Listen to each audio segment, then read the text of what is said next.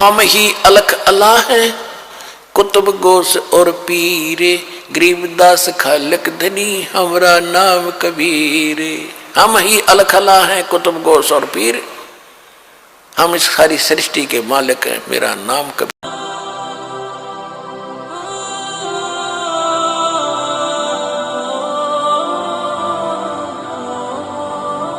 में अध्याय के 16 और 17 दो श्लोकों पे फिर आपके आसानी से आज का सत्संग जो दास आपको समझाना चाहता था आसानी से समझोगे। देखिएगा, यह है अध्याय नंबर 15 का। अब श्लोक नंबर हम 16 यहां से पढ़ा था, फिर देख लेते हैं।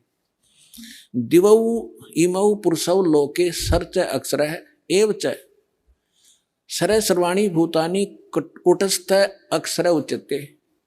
इन्हीं का अनुवाद पढ़ लेते हैं। 15वां अध्याय।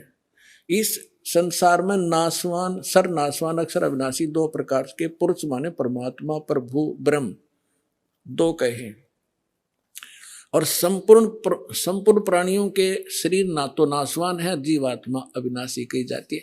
फिर ये 70 में मैं तुरंत कहा कि उत्तम पुरुष है तू अन्य, वो श्रेष्ठ भगवान तो इन दोनों से कोई और है।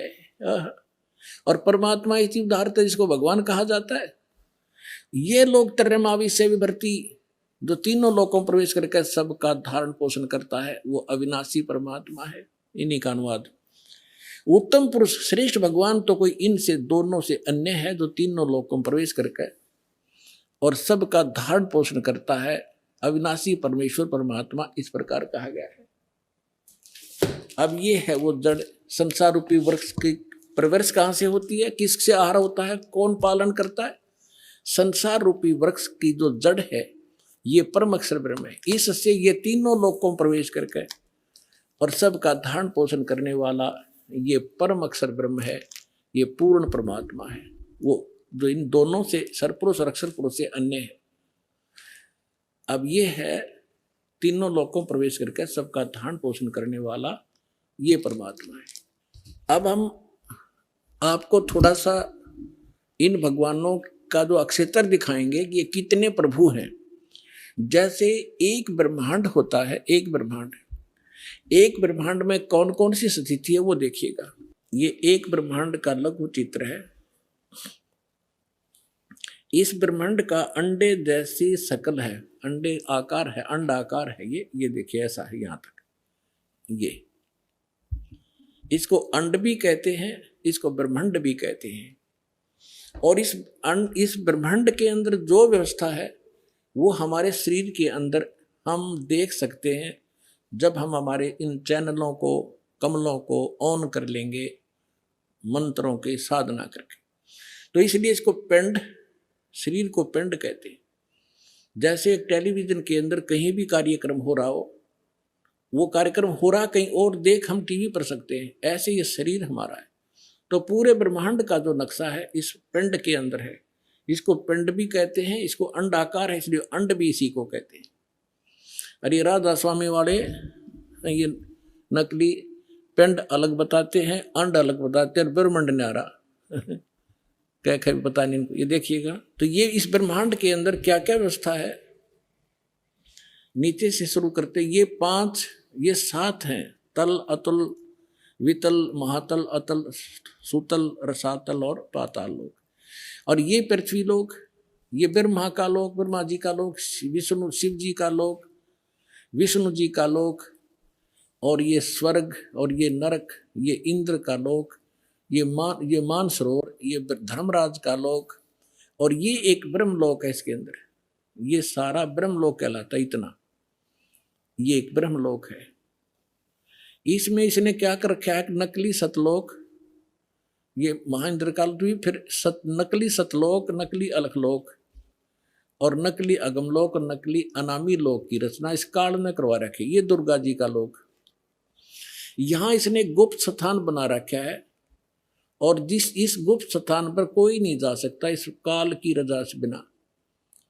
ब्रह्मा विष्णु महेश का पिता है। इसने 3 स्थान बना रखे हैं, एक रजोगुण प्रधान क्षेत्र, एक तमोगुण प्रधान क्षेत्र, एक सतोगुण प्रधान क्षेत्र, जिसमें ये इस ब्रह्मा रूप में ये अपना ऐसा रूप बना लेता है ब्रह्मा जी जैसा, और दुर्गा को ये अपनी पार सावित्री के रूप में रखता है। इन दोनों के संयोग से इस रजोगुण प्रधान अक्षेत्र में रहते हुए जो पुत्र उत्पन्न होता है इसकी शकल जैसा हो जाता है, उसको ब्रह्मा नाम दे देता है और वो रजोगुण युक्त हो जाता है।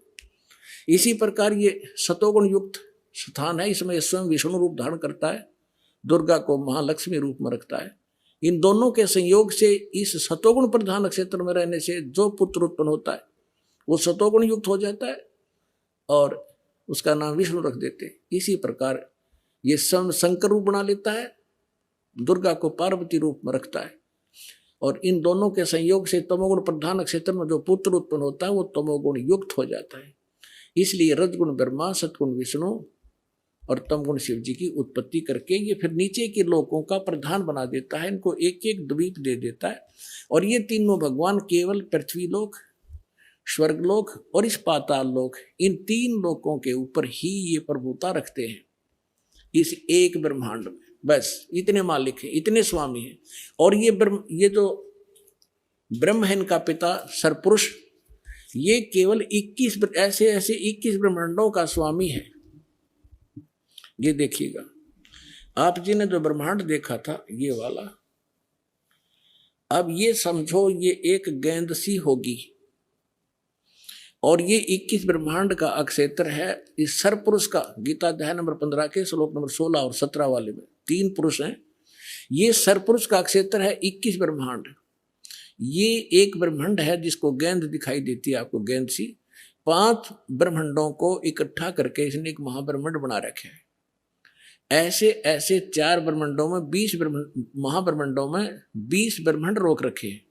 इसके बाद इसने एक ब्रह्मांड जैसा क्षेत्र ये अलग से और है, ये तो लिखने के लिए समझाने के लिए अलग लिखा है। यहाँ भी इसने एक धोखा कर रखा है, नकली सतलोक, नकली अलखलोक, नकली अगमलोक और नकली अनामी लोक भी 21वें ब्रह्मांड में भी रचना करवा रखी है। ये तपस्शिला जहाँ बैठ कर ये 1 लाख मानव शरीरधारी प्राणियों को खाता है। ये काल ब्रह्मा विष्णु महेश का पिता। और यहाँ से फिर आगे निकल जाते हैं, परब्रह्म का लोक में जाना होता है। अब देखिएगा इसके बैक में कंप्लीट देखेंगे। अब ये है कंप्लीट सभी ब्रह्मांडों का, असंख्य ब्रह्मांडों का चित्र एक समझने के लिए। अब जो आपने देखे थे वो 21 ब्रह्मांड, अब ये है 21 ब्रह्मांड। ये सरपुरुष का क्षेत्र है, सरपुरुष का, बस इतना, ये इतना। और इसके बाद ये है परब्रह्म कहो, इसको अक्षर पुरुष कहो। इसे नेक्स्ट ब्रह्म जो है ये 7 संख्य ब्रह्मांड, इससे कई गुना बड़ा है। ये अक्षर पुरुष का केवल इतना ही अक्षेत्र है 7 संख्य ब्रह्मांड का, और ये है वो परम अक्षर ब्रह्म। असंख्य ब्रह्मांड का स्वामी ये असंख्य, ये छोटे छोटे दिखे सारे ब्रह्मांड हैं, सारे अलग अलग से। ये तो थोड़ा सा क्षेत्र इन दोनों का, और इस पूर्ण परमात्मा का, इंक्लूडिंग दिस ब्रह्म एंड पर ब्रह्म, सरपुरुष और अक्षर पुरुष इंक्लूडिंग ये परमात्मा सबके ऊपर ओवरऑल कंट्रोल, कुल का मालिक है। ये है वो परम अक्षर ब्रह्म। गीता अध्याय नंबर 8 के श्लोक नंबर 1 में अर्जुन ने प्रश्न किया कि हे भगवान, आपने गीता अध्याय नंबर 7 के श्लोक नंबर 29 में कहा है कि जो व्यक्ति जरा और मरण से छूटने का प्रयत्न ही कर रहे हैं, संसार की किसी वस्तु की इच्छा नहीं रखते, वो तत्ब्रह्म को और सारे दातों को और सभी कर्मों से परिचित हैं, वही व्यक्ति यहाँ से जरा और मरण, जरा माने वृद्ध अवस्था का दुख, कहर बुढ़ापे का, और मरण माने मृत्यु, इन दोनों दुखों से बचने का जो प्रयत्न कर रहे हैं वो उस तत्ब्रह्म से